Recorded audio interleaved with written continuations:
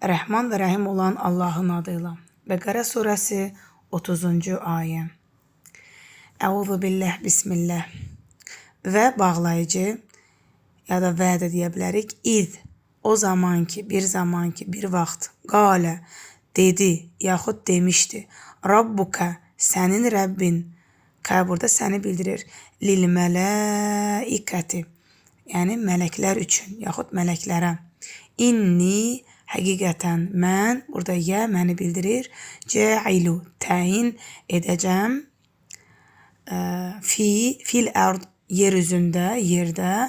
Xalifə, yəni xəlifə.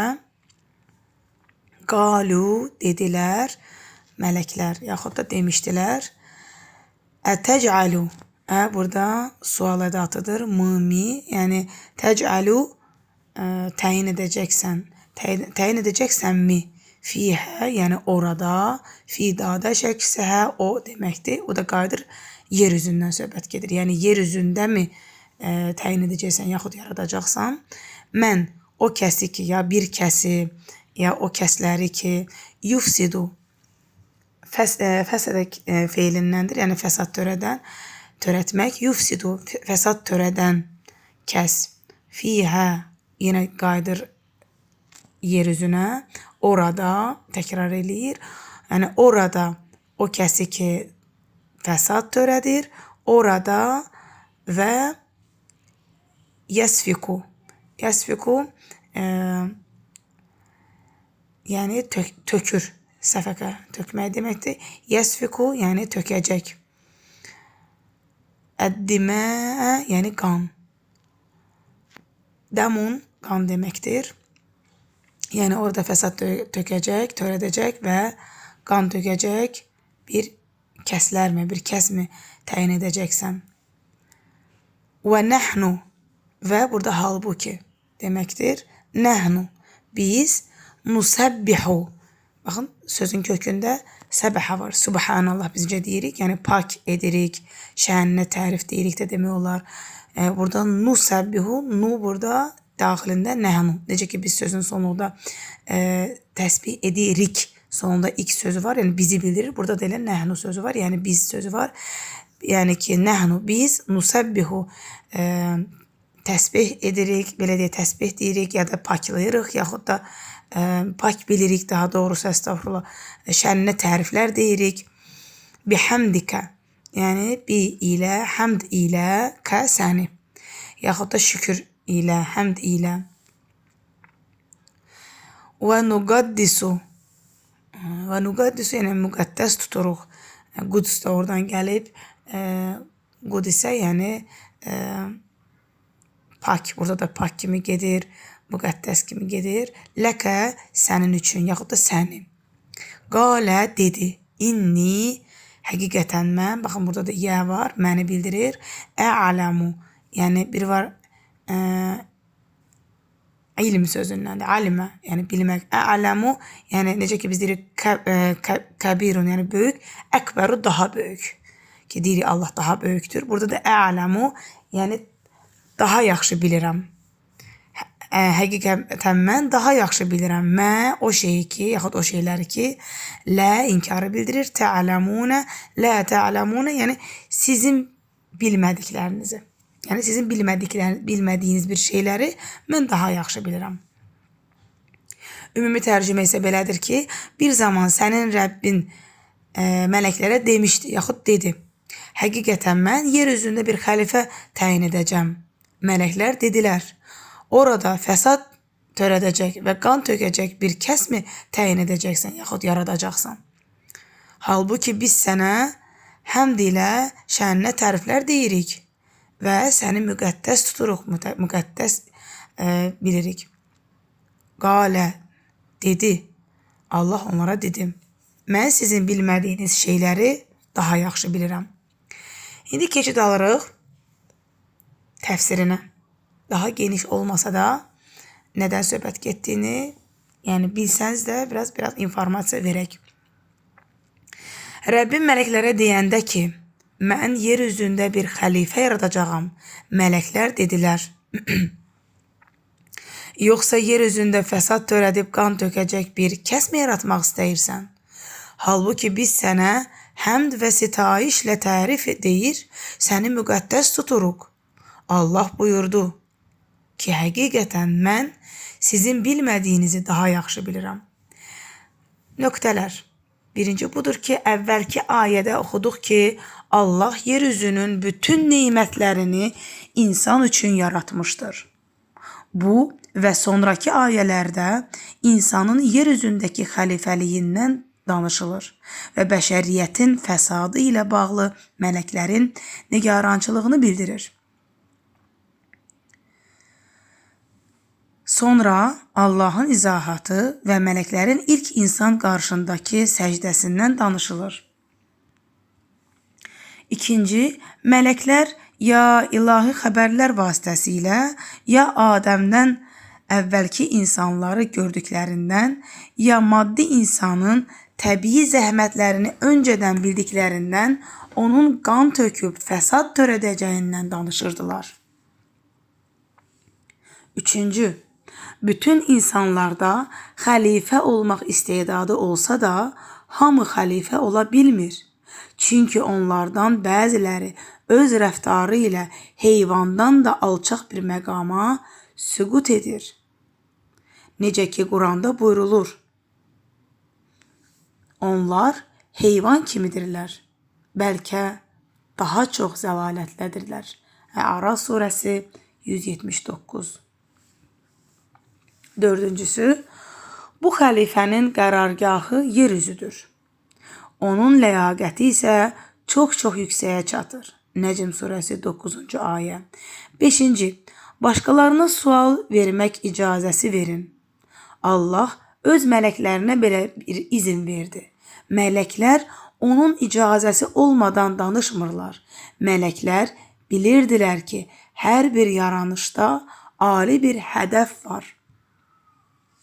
Sual: nə üçün Allah insanın yaranışında məsələni mələklərə açıqladı? Cavab: İnsan maddi quruluşu çox möhkəm yaradılmış xüsusi bir məxluqdur. Tin surəsi 4-cü ayə. Ona ilahi ruh üfürülmüşdür. Allah onu yaratdıqdan sonra özünə təbrik demişdir. Müminin surəsi 14-cü ayə. Sual yaranır.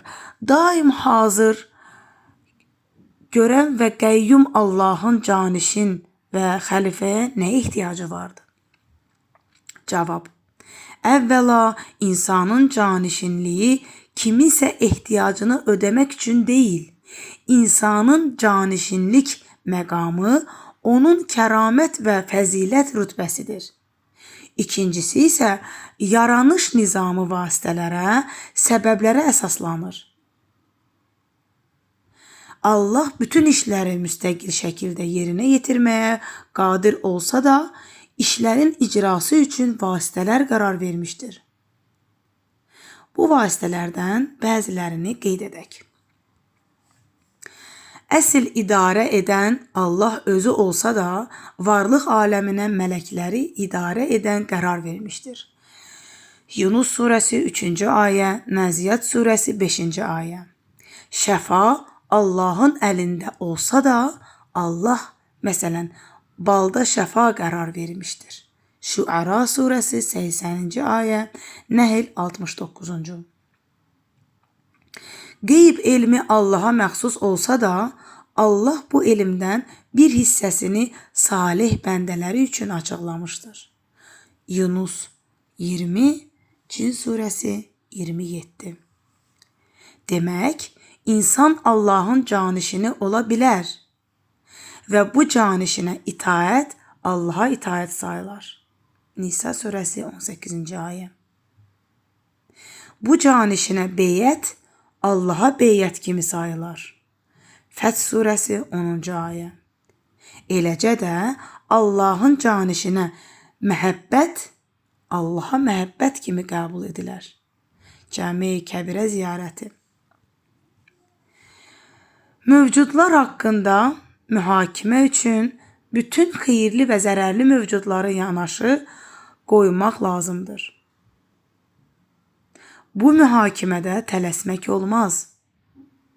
Mələklərə elə gəlirdi ki, onların Allaha həmd sənası insanın həmd sənasından çoxdur. İblis də özü haqqında belə düşünür və deyirdi: mən oddanam, Adəm isə torpaqdan. Bu iddia ilə insana səcdə etmək istəmirdi. Allah isə hər şeyi daha yaxşı bildiyindən insanın daha üstün olduğunu buyururdu.